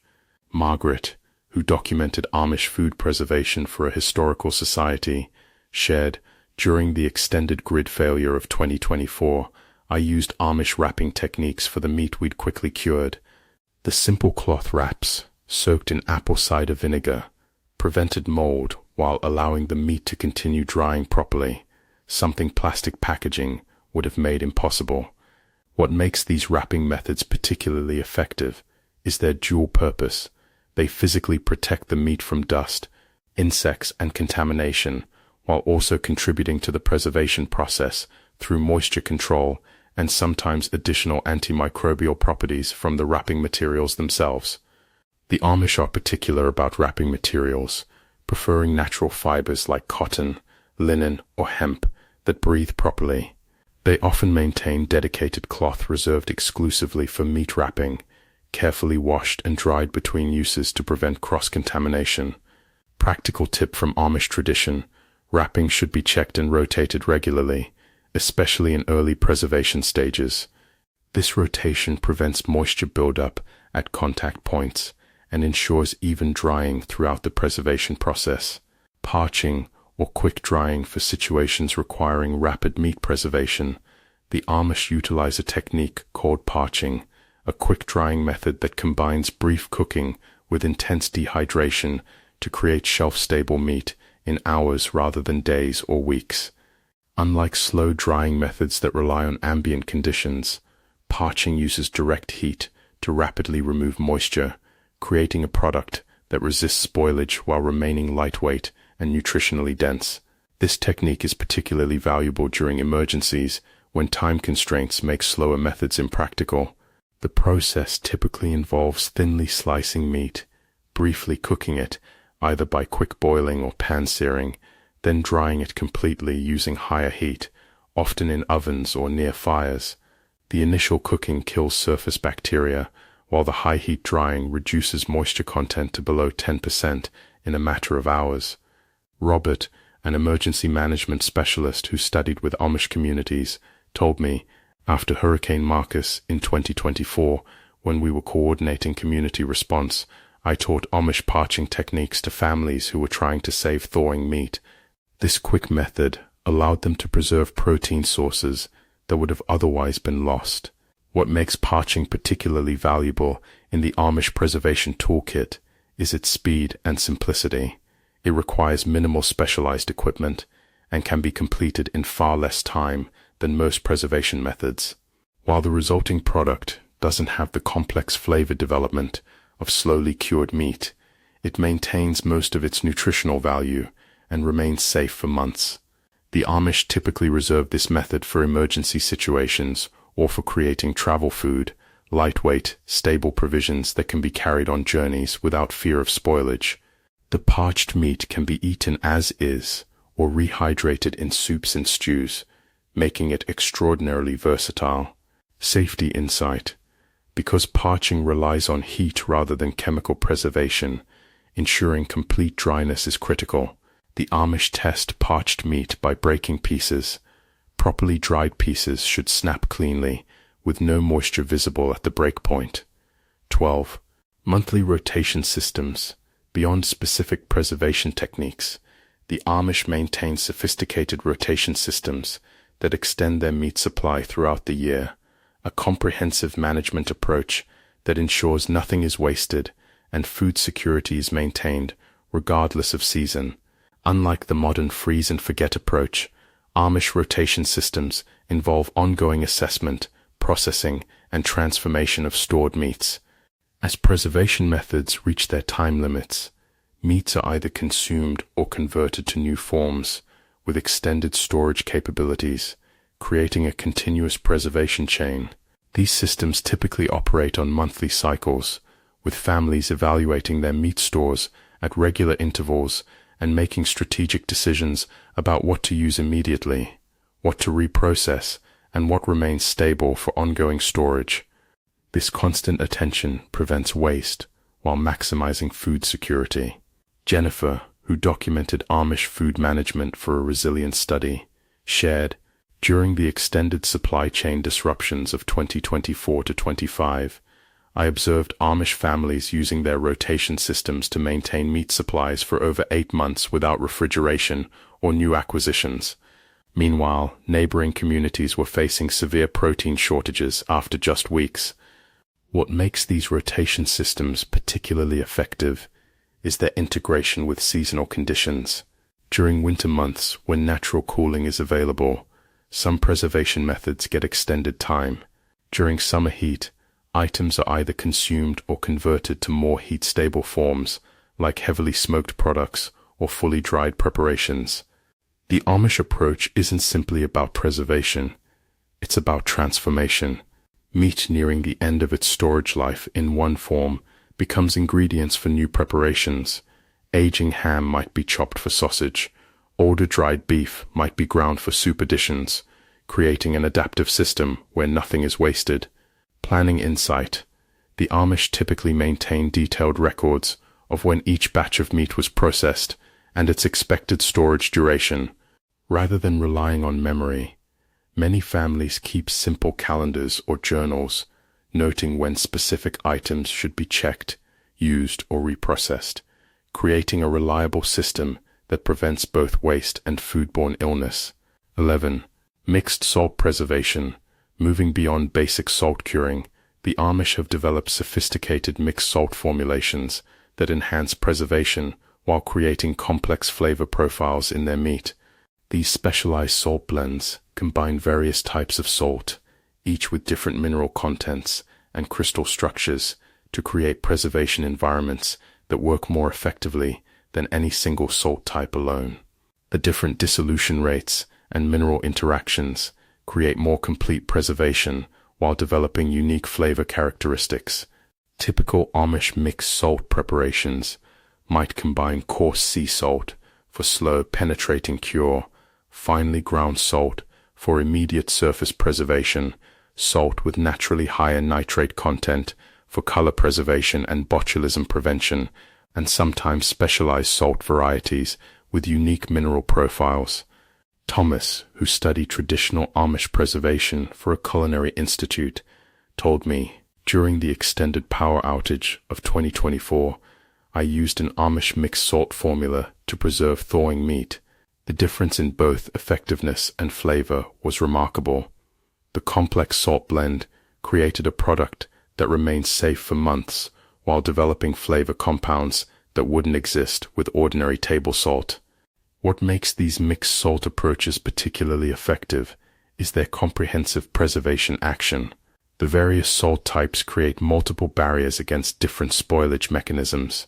Some components target surface bacteria, others penetrate deeply to preserve interior tissues, while yet others specifically inhibit certain types of harmful organisms. The Amish typically prepare these salt blends in large batches before butchering season, carefully measuring components rather than mixing haphazardly. The formulations represent generational knowledge, with some families guarding their specific ratios as closely held secrets. Scientific insight. Modern food science has confirmed what the Amish learned through observation. Different salt types do create different preservation environments. The trace minerals in less refined salts can influence everything from protein binding to moisture retention, creating measurably different results in preserved meats. Layered preservation methods. Perhaps the most sophisticated aspect of Amish meat preservation is their systematic use of layered methods, combining multiple preservation techniques in specific sequences to create products of remarkable stability and flavor. Unlike single-method approaches that rely on just salt, smoke, or drying, layered preservation creates multiple hurdles that bacteria must overcome to cause spoilage. This redundant protection ensures safety, while allowing each technique to contribute its unique flavor and texture benefits. Typical Amish layered preservation might begin with salt curing, followed by smoking, then drying, and finally protection with a fat seal or specialized wrapping. Each stage builds on the previous, creating a preservation system far more effective than any individual method. Catherine, who documented food security practices across cultures, shared During the extended food system disruption of 2024 to 25, I observed Amish families using layered preservation to maintain meat supplies for over a year without refrigeration.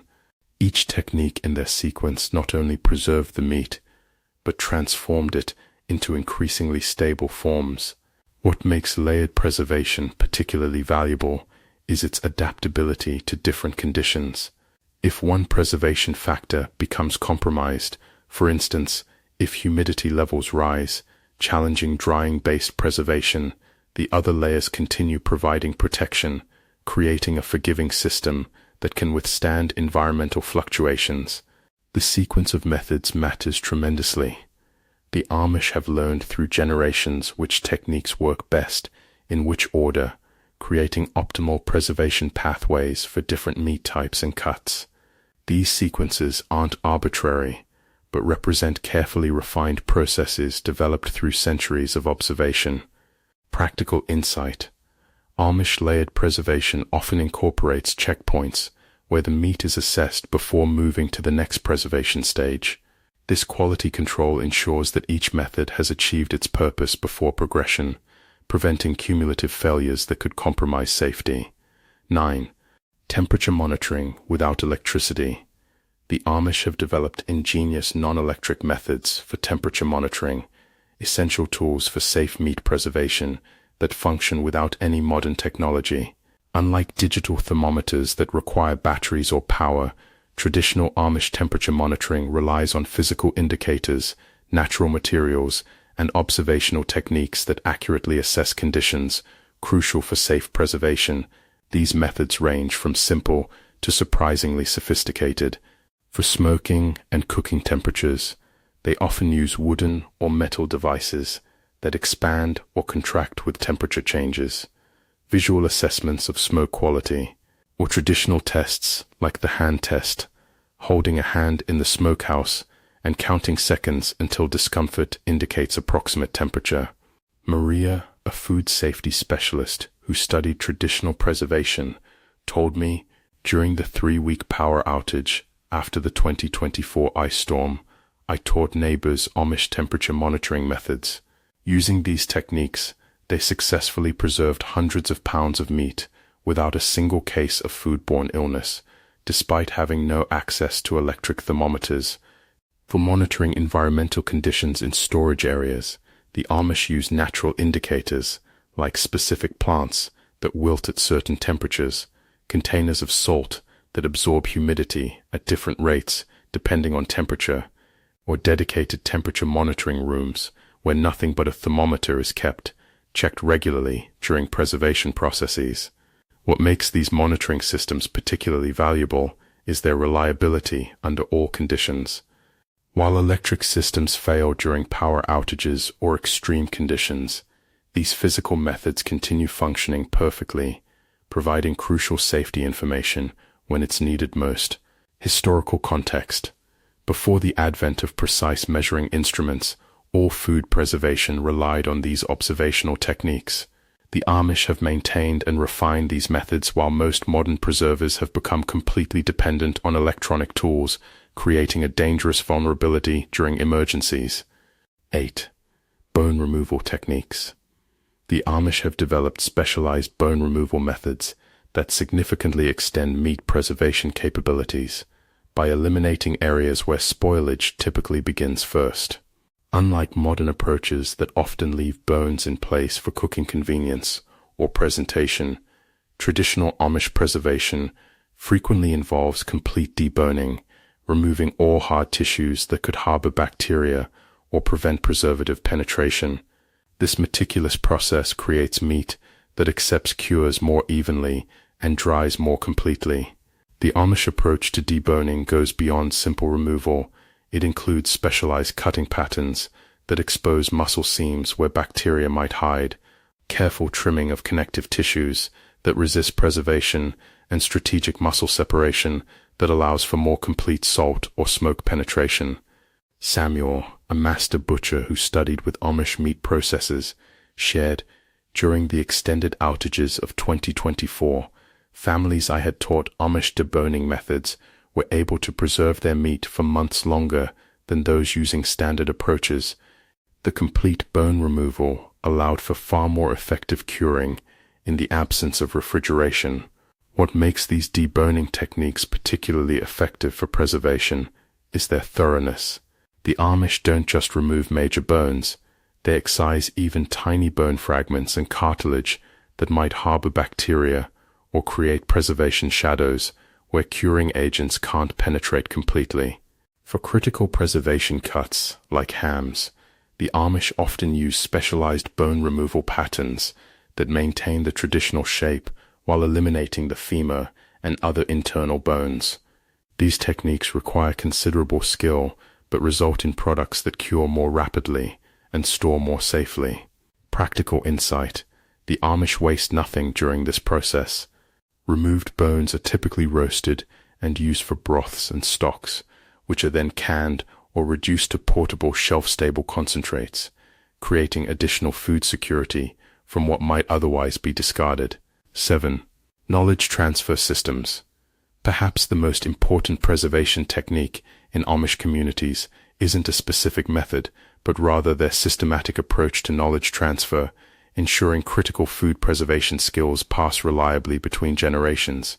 Unlike modern learning that often happens through written instructions or formal education, Amish preservation knowledge transfers through structured mentorship, hands-on practice, and community validation systems that ensure techniques are not just learned, but mastered before being passed along.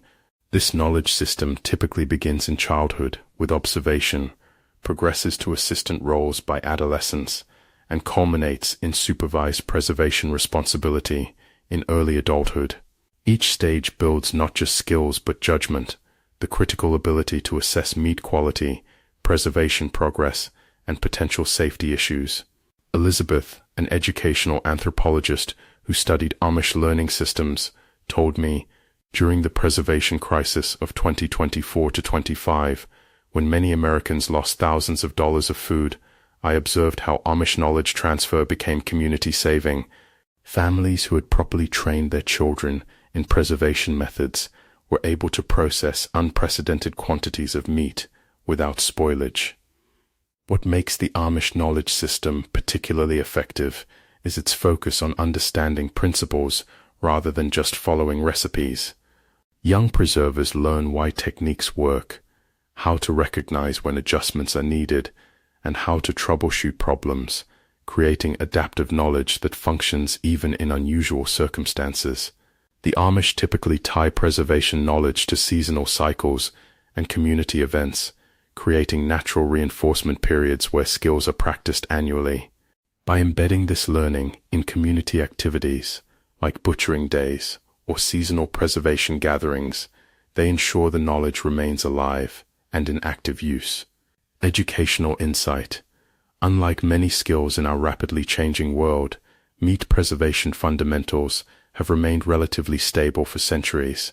The Amish recognize that these techniques represent essential survival knowledge worth protecting and transmitting with extraordinary care, a perspective increasingly validated by recent supply chain disruptions.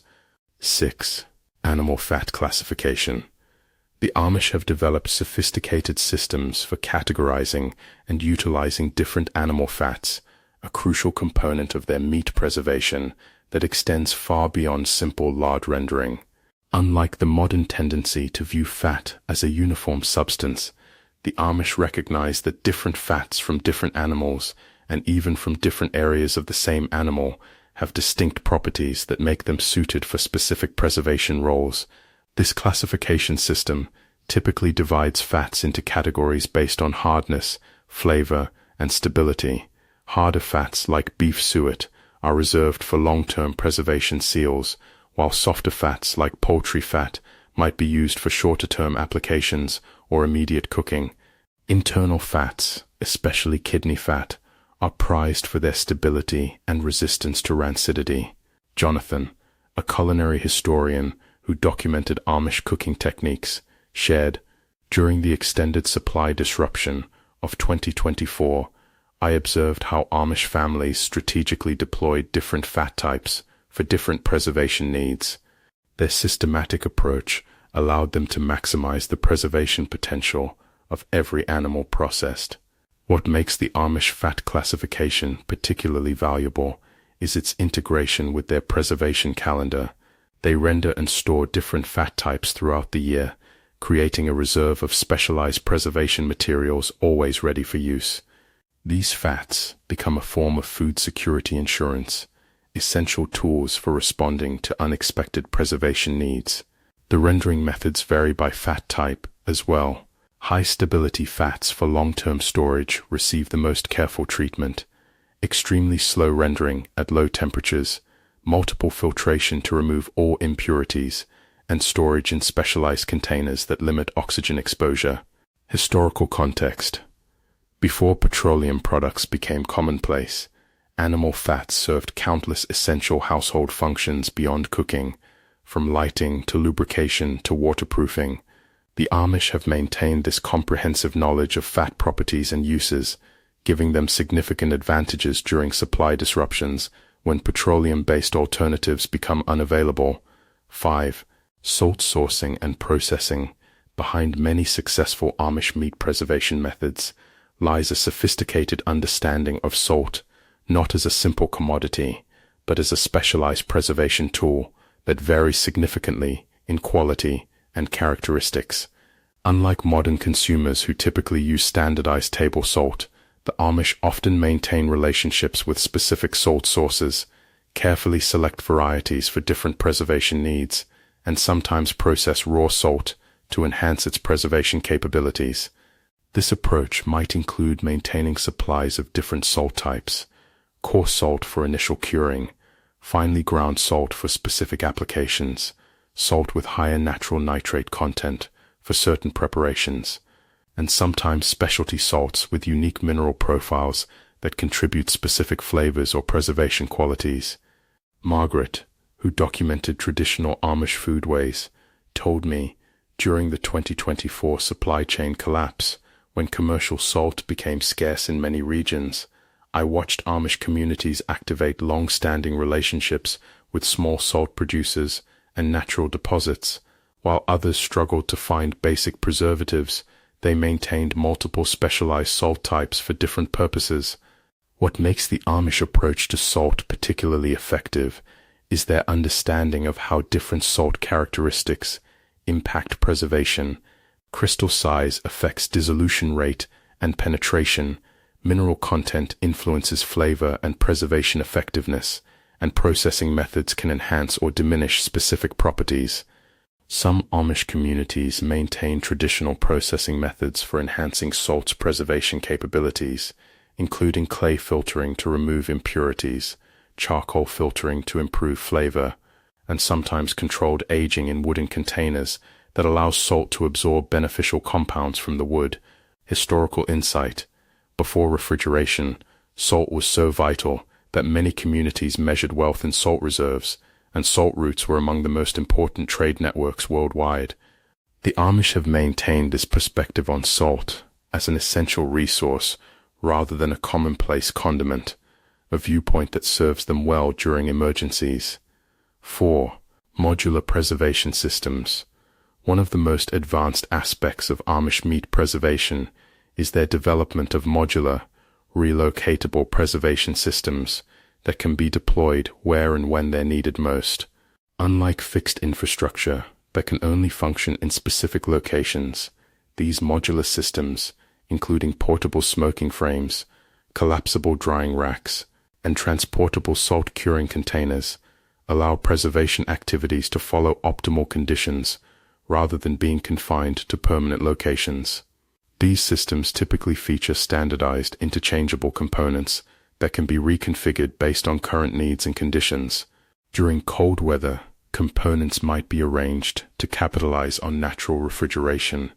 During warm periods, they might be reconfigured to maximize airflow and drying capabilities. Thomas, a disaster resilience specialist who studied Amish adaptation strategies, shared, "During the climate displacement events of 2024, I observed Amish families evacuating with compact preservation kits that allowed them to immediately resume food preservation at their relocation sites. This capability proved invaluable when they received supplies of fresh meat that would have otherwise spoiled. What makes these modular systems particularly effective is their adaptability to both seasonal changes and unexpected events. A sudden temperature shift that might compromise fixed infrastructure can be addressed by simply relocating components to more favorable microenvironments, moving smoking operations to shadier areas during heat waves, for instance. The Amish typically develop these systems through iterative improvement over generations, with each family refining components based on their specific needs and experiences.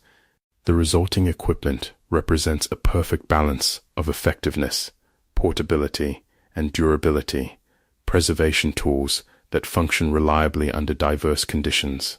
Practical insight: many of these modular components are designed for dual usage, serving everyday functions when not needed for preservation. Drying racks might be used for laundry. Smoking frames might store tools when not in use, creating efficient use of space and resources in Amish households. 3. Season-specific preservation.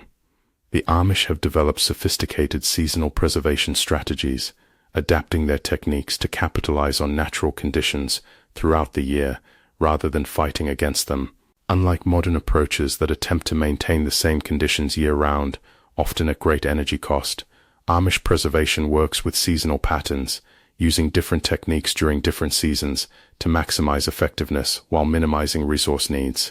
These seasonal strategies typically involve winter smoking and curing when natural cold aids preservation, spring transition to drying techniques as temperatures rise but humidity remains moderate, summer concentration on fast fermentation and vinegar methods that work with heat rather than against it, and fall preparations for major meat processing as temperatures drop again. Rebecca, who studied climate adaptation in traditional communities, told me, during the extended energy rationing of 2024 to 25, I observed how Amish seasonal preservation gave them remarkable resilience. While others struggled with failed refrigeration, they simply shifted to season-appropriate techniques, maintaining food security without interruption. What makes these seasonal approaches particularly effective is their energy efficiency. By working with natural conditions, rather than trying to artificially create ideal environments, the Amish minimize fuel and resource usage while maximizing preservation effectiveness, a strategy increasingly relevant as energy costs and climate volatility rise. These seasonal patterns also create natural cycles of knowledge reinforcement, with specific techniques practiced during their optimal seasons year after year. This regular practicum ensures skills remain sharp and adaptable rather than becoming theoretical knowledge rarely put to use. Historical context: before artificial refrigeration, all food preservation followed seasonal patterns by necessity. The Amish have maintained this seasonal rhythm not out of technological limitation, but because they recognize its inherent efficiency and sustainability, a perspective that provides significant advantages during resource constraints or infrastructure failures. 2. Microbial management. At the most advanced level of Amish meat preservation is their sophisticated understanding of beneficial microorganisms, not just preventing harmful bacteria, but actively cultivating helpful ones that contribute to both preservation and flavor development. Unlike modern approaches focused solely on eliminating bacteria, Amish preservation often intentionally introduces specific beneficial microbes, particularly in fermented sausages, ham curing, and certain types of aging, creating biological preservation systems that actively fight spoilage while developing complex flavors. These microbial management systems often include mother cultures, carefully maintained starters passed down through generations that contain specific beneficial bacteria strains. These cultures are used to inoculate new batches of preserved meat, ensuring consistent results and continued effectiveness. Michael, a food microbiologist who studied traditional preservation, shared, during the extended power outage of 2024, I observed Amish families using their microbial management techniques to create phenomenally stable, preserved meats. While modern consumers were throwing out spoiled food, they were actively developing new batches of preserved products that would remain safe for months. What makes these microbial approaches particularly effective is their self-reinforcing nature. Successfully preserved meats become teachers for the next batch, with small portions used to inoculate new preparations. This creates an evolutionary selection for the most effective preservation microbes, automatically improving the system over time. The Amish typically maintain these cultures with extraordinary care, storing mother cultures in specialized containers, refreshing them regularly to maintain viability, and sometimes maintaining multiple backup cultures as insurance against loss. These biological resources are treated as valuable family assets. Scientific insight. Modern research has validated what the Amish learned through observation. Certain lactobacillus, pediococcus, and other bacterial strains create preservation environments through acidification and competitive exclusion of harmful bacteria. The carefully maintained Amish cultures often contain complex microbial communities that modern science is only beginning to fully understand. 1. Community preservation networks. The most powerful and resilient aspect of Amish meat preservation isn't any single technique, but their development of community-wide preservation networks that distribute both labor and risk while maximizing collective food security. Unlike modern households that operate as isolated units, Amish communities coordinate their preservation activities across multiple families and farms, creating resilient systems where knowledge, equipment, labor, and even the preserved food itself may be shared as needed. These networks typically feature specialized roles based on individual skills and resources. Families with optimal smokehouses might handle smoking for several households. Those with superior spring houses might provide critical cooling during butchering, and those with particular preservation expertise might oversee complex preparations requiring specific knowledge.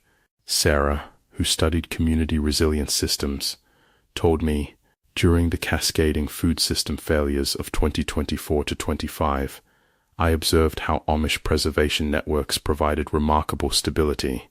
While individual modern households struggled with overwhelming preservation tasks, their cooperative approach allowed them to process unprecedented quantities of meat with minimal waste. What makes these community networks particularly effective is their redundancy and resource efficiency. Equipment that might be used only occasionally by a single family becomes fully utilized when shared across a community. Knowledge specialization allows for deeper expertise in specific techniques, while the distributed nature of storage provides insurance against localized problems. These networks typically operate according to well-established community norms, explicit or implicit agreements about contribution expectations, sharing protocols, and emergency access. These social contracts create clear frameworks that allow the system to function smoothly, even during high-stress situations. Resilience insight. The Amish community preservation networks demonstrate how food security emerges not just from techniques, but from social structures. While individual households might possess adequate preservation knowledge, the networked approach creates capacities far beyond what any single family could achieve. A lesson increasingly relevant as our food systems face growing volatility. As we've seen through these 50 Amish techniques, preserving meat without electricity isn't just possible, it's been perfected through generations of practical wisdom. While these methods might seem old-fashioned in our digital world, they represent essential knowledge in an increasingly uncertain future. With power grids under growing strain, extreme weather events increasing yearly, and food supply chains showing troubling fragility, the ability to preserve your own protein may soon shift from hobby to necessity. The blackout that seemed impossible might be just one storm away. Remember, when Hurricane Marcus hit last year, those with these skills didn't stand in FEMA lines. They didn't watch hundreds of dollars of meat spoil in warm freezers. They adapted, preserved, and thrived. The question isn't whether another crisis will come. It's whether you'll be prepared when it does. Will you be scrambling to save your food, or calmly implementing preservation methods that have worked reliably for centuries? These Amish techniques aren't just about surviving emergencies. They're about reclaiming independence from fragile systems while creating delicious, nutrient-dense foods that connect us to traditions largely forgotten in our convenient modern world. The choice is yours. But remember, when the power goes out, the knowledge in your head is the only technology that can't fail you.